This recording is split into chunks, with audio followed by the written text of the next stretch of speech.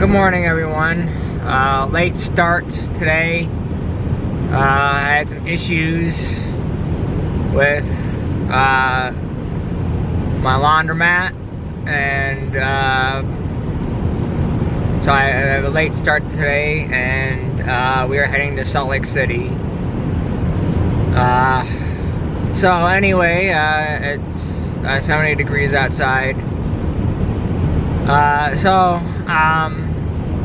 I do know a little bit more about Utah than I know about Wyoming. Just a brief history. I apologize if I have any errors.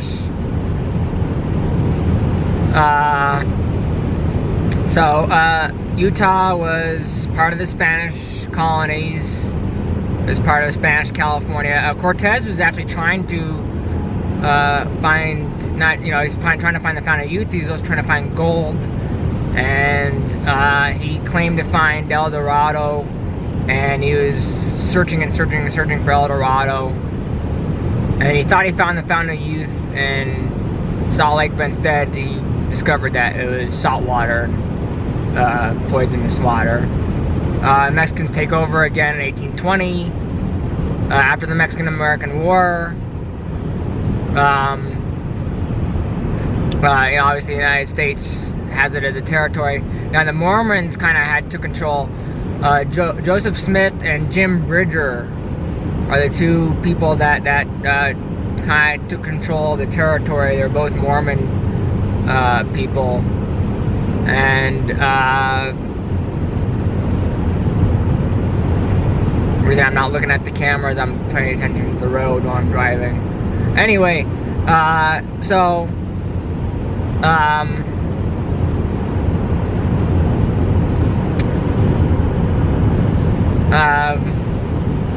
Jim Bridger founded a Mormon fort. Of course, the fort was burned down.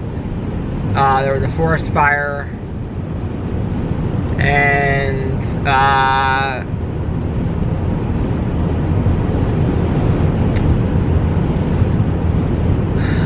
of course the Mormons were escaping, and they formed Salt Lake City. I don't know where the fresh water. There must be a freshwater source somewhere, because the lake's one big giant saltwater lake. They have it's high sodium, very high sodium in the area, in that high desert, that elevated high desert. Anyway,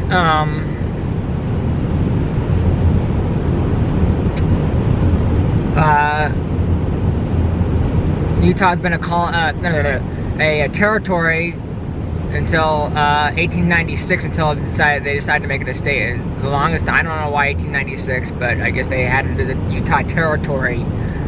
I guess they had something with the Mormons, I don't know. Anyway, so the Mormons had control, and it was also a way station and for the first year they had a quarantine. I guess they had some sort of pandemic back then. In 1849 or something, they had a pandemic. But it was also the split roads. You either go to California or you go to Oregon. And of course, they had to rebuild. The Jim Bridger had to rebuild his fort. There was a disaster, some sort of forest fire. So,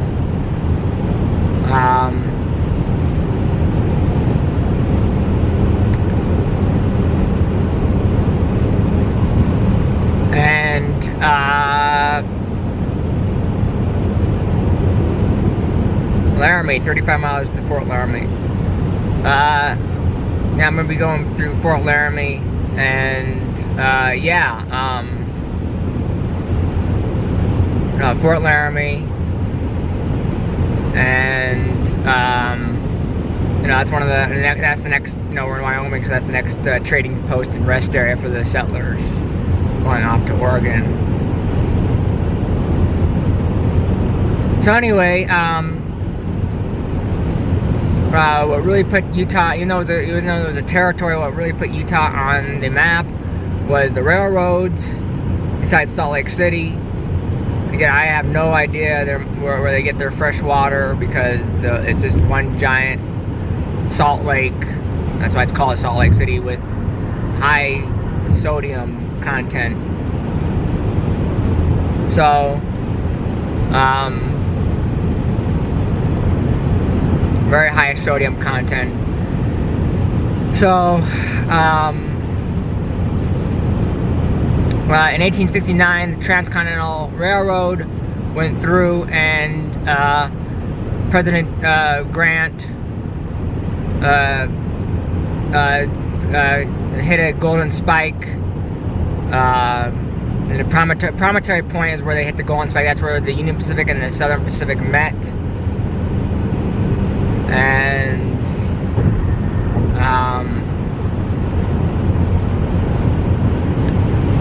they met.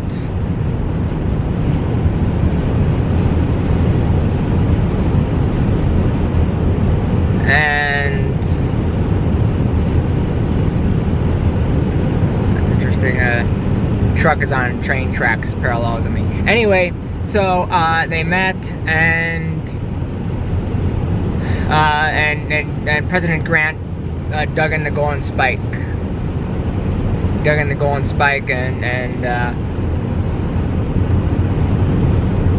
Anyway, so that's what put Utah on the map. And of course, what made in 1996 became a state, and then of course what also made Utah famous again, the Bonneville Salt Flats. When the automobile started getting popular, you know, engines were getting better and better and faster in the late 1920s into the 30s, and people were test driving their cars and speeding on their cars.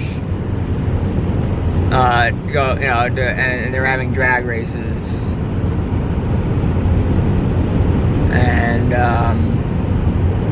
and there's a portion of 80 that has, I don't know, I think it still has no speed limit today. It could go,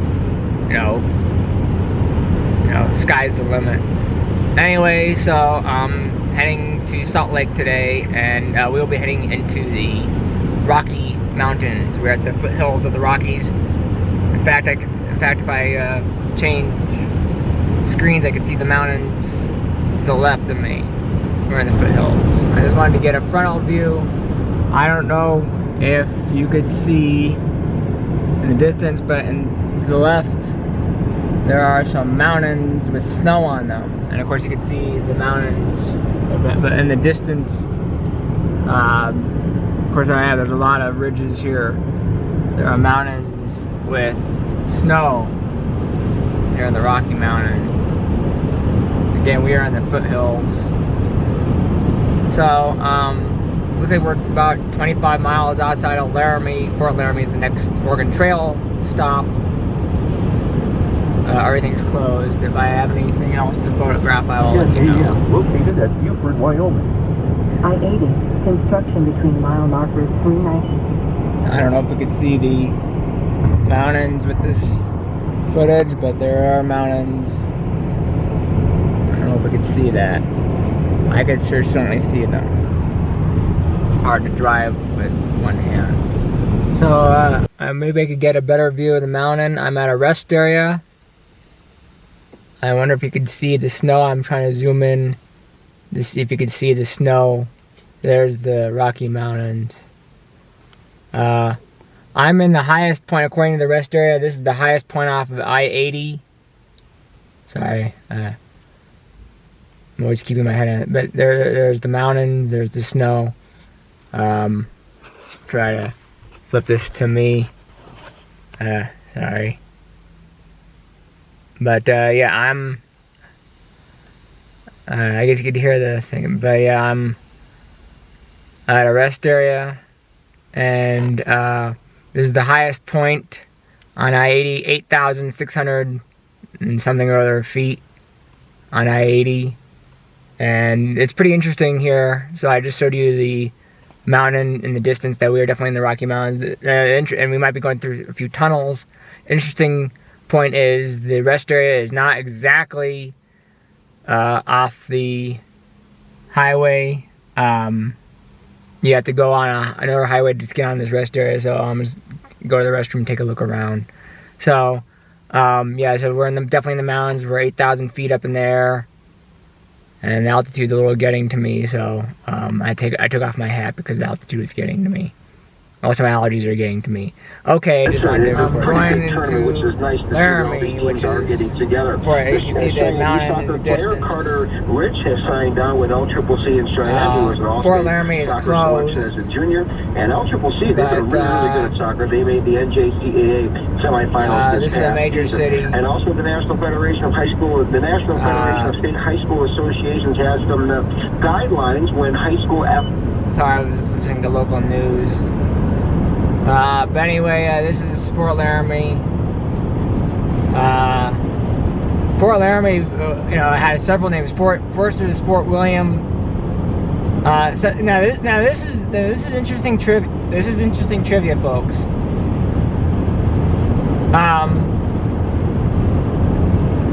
The original name was actually Fort John, and it was a French fort. Now, I don't know how the French found their way out in Spanish, Spanish and Mexican, I don't know how they found their way out to that area.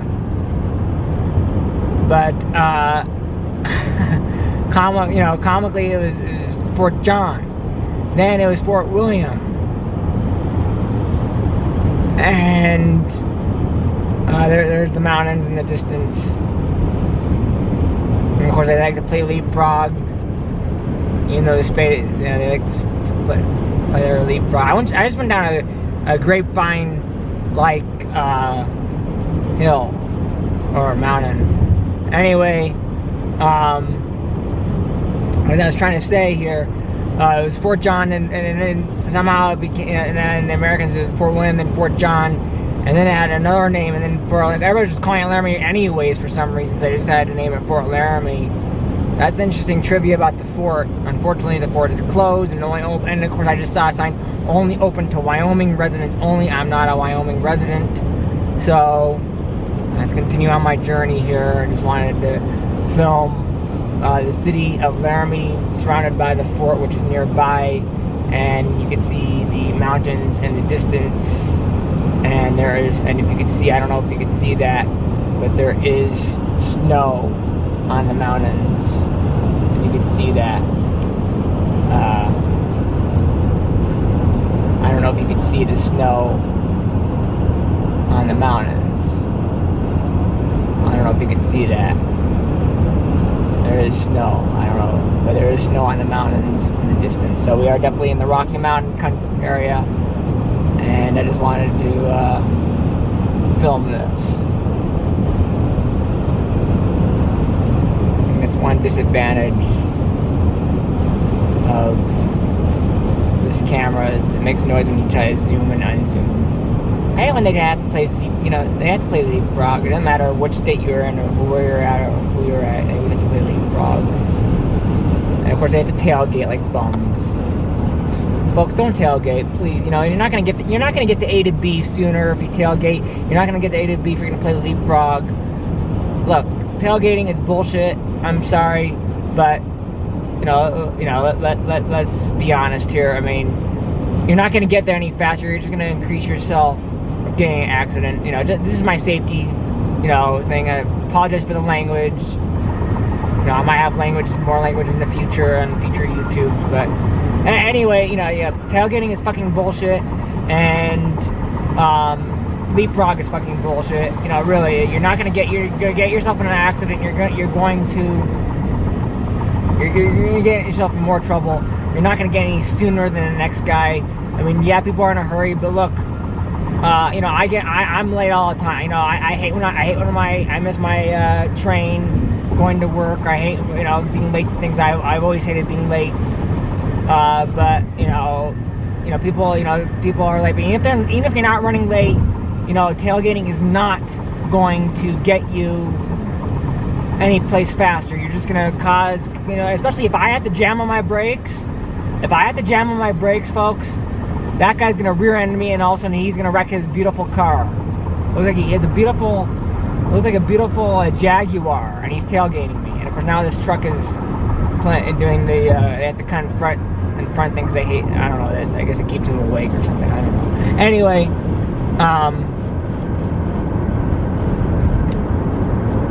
I mean, the beautiful Jaguar, and if he smashes, if I have to jam on the brakes, if I have to jam, he's going to he's gonna ruin his beautiful car, and he's gonna get really angry and all pissed off. They ruined his beautiful Jaguar, which he paid probably almost 80 to 100 grand for his beautiful Jaguar. So it doesn't help to get there fast. It doesn't get you. It does not get you to point B faster. It does not. It does not. Okay, that's my safety precaution. We are gonna be leaving Laramie, and I cannot go to the fort because they're even saying for Wyoming residents only. That's it. I think it even says here on this thing. Yeah, it even says. So he said Wyoming residents only, so I'm not allowed to go to the fort anyways. Okay, just one.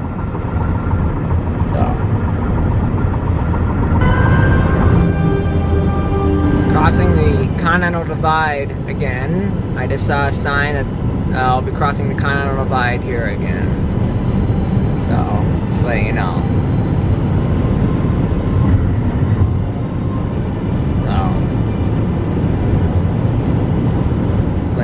Crossing the Continental Divide. So we are 11 miles outside the Green River area, and if I remember correctly, on the video game in Oregon Trail, and it's probably true in real life, but in order to cross the Green River, you gotta do a ferry. You could do, pay a ferry, or you can hire an Indian guide to. And of course, they always wanted to trade you for something. They always wanted to rip you off on something to cross. Or you can try to cock the wagon yourself. And so just a little trivia that, yeah, for some reason for Green River, they wanted you to pay some sort of fee to get across the Green River. I think the Indian was the most common. Of course, the Indian always wanted something prized. And I don't know if probably replicate really. It's a video game, but it's kind of reminded me of the video game. So.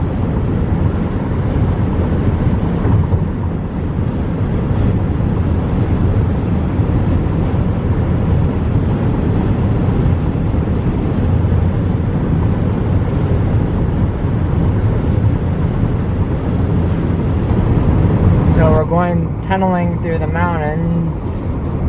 They said, according to my research, these tunnels that went through the mountains here took them 10 years to build these things. Short little tunnel, but I think there's other tunnels that are coming up, just tunneling through. It's not like the Cant, it's a short one, but I think there's probably other ones up ahead. Just wanted to film one of the tunnels. And we'll be crossing the Green River.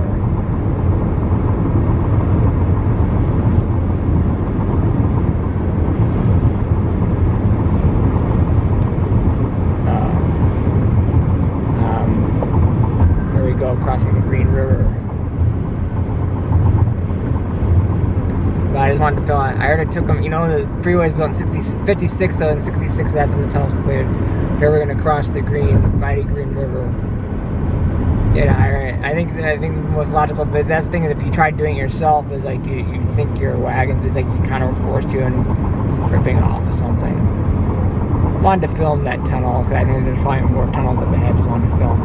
No Cant tunnel, no THX 1138, but oh well. Okay, just wanted to film that. Trying to record some little squirrels. A little trivia about Utah. They're a squirrel or some sort of rodent. A little trivia about Utah. Brigham Young, who was also one of the founders of Salt Lake, he's related to the famous quarterback Steve Young. He's one of the great grandfathers of Steve Young, quarterback Steve Young. Okay, just wanted to. Okay, so we're approaching the state line into Utah. So we should be seeing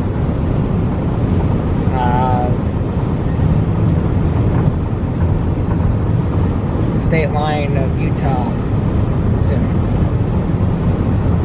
So amazing how these Oregon Trail, California Trail people did these things. I was driving on some real grapevine type road. Of course, they had no roads where they were going, but it's just a little bit of a shocker to me that these people were able to make it across these mountains. And I had some real grapevine, if not worse, grapevine type conditions here. Okay, it looks like that's the Utah state line coming up. Yes, it is.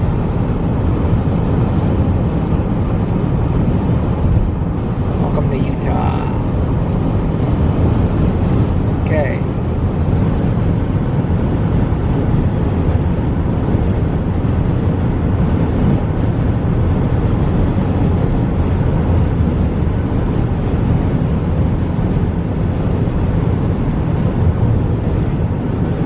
I'm at a rest area near Fort Bridger, the guy that helped establish Salt Lake City. Jim Bridger's fort. I probably found the remains and restored the fort. Anyway, I can't stop because it's probably closed anyways. But even if it were open, I'm not allowed to go in because it's a state park, and it says Wyoming residents only here around here. All right, very windy.